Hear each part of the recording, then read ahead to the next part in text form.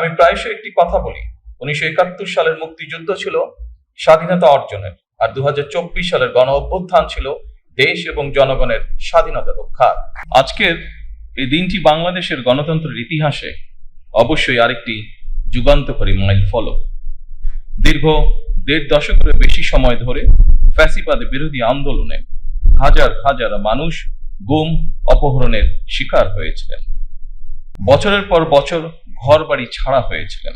শুধুমাত্র July August অভ্যুত্থানেই শহীদ হয়েছিলেন হাজারো ছাত্র, জনতা, নারী ও শিশু। আহত হয়েছিলেন কমপক্ষে 30,000 মানুষ। আমি ফ্যাসিবাদ বিরোধী আন্দোলনের সকল শহীদের প্রতি গভীর শ্রদ্ধা জানাই। হতাহত পরিবারের প্রতি জানাই গভীর সহানুভূতি এবং সমবেদনা। ফ্যাসিবাদী শাসনামলে গুম, খুন, অপহরণকে স্বাভাবিক নিয়মে পরিণত করে ফেলা হয়েছিল। দীর্ঘ 1.5 দশকের বেশি সময় ধরে চলা এই নৃশংসতা শুধুমাত্র স্বাধীনতা পরবর্তী তৎকালীন সরকারের 3.5 বছরের দুঃশাসনের সঙ্গেই তুলনা চলে।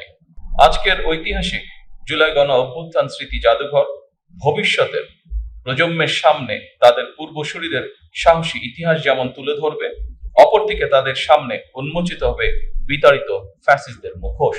এই স্মৃতি জাদুঘর আমাদের জনগণের সংগ্রাম, আত্মত্যাগ, বেদনা, সাহস ও গণতান্ত্রিক আকাঙ্ক্ষাকে জাতীয় স্মৃতিতে স্থায়ীভাবে ধারণ করার এক ঐতিহাসিক উদ্যোগ। আমি আশা করি এই জাদুঘর শুধুমাত্র 2024 সালের নৃশংস ঘটনার স্মারক হবে না। এই জাদুঘর বাংলাদেশের মানুষের সামগ্রিক গণতান্ত্রিক অভিযাত্রার সঙ্গে জুলাই গণ অভ্যুত্থানের সম্পর্ক তুলে ধরবে। শুধুমাত্র জুলাই গণ অভ্যুত্থানই নয়, এখানে বাংলাদেশের প্রতি গণতান্ত্রিক আন্দোলন সংগ্রামের ইতিহাসও সংরক্ষিত থাকা জরুরি। ইতিহাস সাক্ষী, বিতাড়িত ফ্যাসিবাদী চক্র কখনোই দেশে গণতান্ত্রিক শাসনকে মেনে নিতে পারে নাই। এদেরই পূর্বসূরিগণ 1975 সালে সংবিধান পরিবর্তন করে দেশে গণতন্ত্রের কবর রচনা করেছিল। পরবর্তীতে বাংলাদেশের স্বাধীনতা ঘোষক শহীদ প্রেসিডেন্ট জিয়াউর রহমান রাষ্ট্র পরিচালনার দায়িত্বে এসে দেশে পুনরায় বহুদলীয় গণতন্ত্র পুনঃপ্রতিষ্ঠিত করেছিলেন। এইসব ইতিহাস জুলাই গণ অভ্যুত্থান স্মৃতি জাদুঘরে সংরক্ষণ করা হলে ভবিষ্যৎ প্রজন্ম অবশ্যই উপকৃত হবে। আমি আশা করি এই জাদুঘরে জুলাই আগস্টের রক্তক্ষয়ী গণ অভ্যুত্থানের শহীদদের পরিচয় ও জীবন কথা, আহতদের সাক্ষ্য, গণ অভ্যুত্থানে অংশগ্রহণকারী বীর ছাত্র জনতার প্রত্যক্ষ অভিজ্ঞতা, আলোকচিত্র, ভিডিও চিত্র, সংবাদ প্রতিবেদন, পোস্টার, দেওয়াল লিখন, গ্রাফিতি, কার্টুন, কবিতা, গান, নাটক, চিত্রকর্ম, ব্যক্তিগত স্মারক এবং ডিজিটাল উপাদান ও সংরক্ষিত থাকবে। আমি বিশ্বাস করি অসম্পূর্ণ, অতিরঞ্জন বা উদ্দেশ্য প্রণোদিত বয়ান ইতিহাসকে শক্তিশালী করে না, বরং তা ইতিহাসের বিশ্বাসযোগ্যতাকে দুর্বল করে এবং ভবিষ্যৎ বিভেদের কারণ হয়ে দাঁড়ায়। সুতরাং প্রতিটি বিষয় যথাসম্ভব সত্যতা নিশ্চিত থাকা প্রয়োজন। ফ্যাসিবাদ বিরোধী আন্দোলনে যারা হতাহত হয়েছেন, পর্যায়ক্রমে আইনের যথাযথ প্রক্রিয়া অনুসরণ করে সেই বিচার হবে স্বচ্ছ, নিরপেক্ষ এবং বিশ্বাসযোগ্য।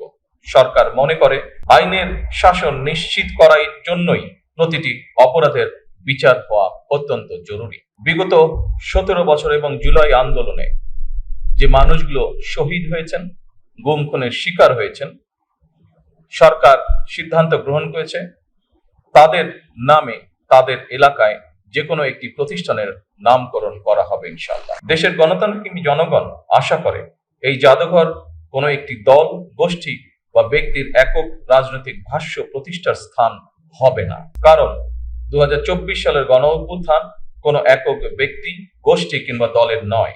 এই অভ্যুত্থানের মহানায়ক বাংলাদেশের গণতান্ত্রিকামী জনগণ।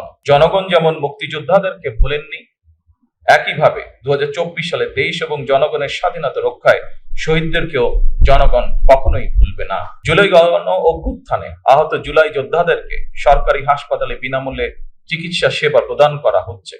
পাশাপাশি গুরুতর আহত জুলাই যোদ্ধাদেরকে যথা নিয়মে উন্নত চিকিৎসার জন্য থাইল্যান্ড, সিঙ্গাপুর, তুরস্ক, রাশিয়া সহ বিভিন্ন দেশে চিকিৎসা করানো হচ্ছে। বর্তমানে 50 জন জুলাই যোদ্ধা বিদেশে চিকিৎসাধীন রয়েছেন। গেজেটভুক্ত জুলাই যোদ্ধাদের মধ্যে 13,000-এরও বেশি জুলাই যোদ্ধাকে তাদের নিজস্ব ব্যাংক অ্যাকাউন্টে শ্রেণীভিত্তিক মাসিক সম্মানী ভাতা প্রদান করা হচ্ছে। ফ্যাসিবাদের বিরোধী আন্দোলনে হতাহতদের রাষ্ট্রীয় উদ্যোগে সহায়তা করার ব্যাপারে বর্তমান সরকার অত্যন্ত আন্তরিক।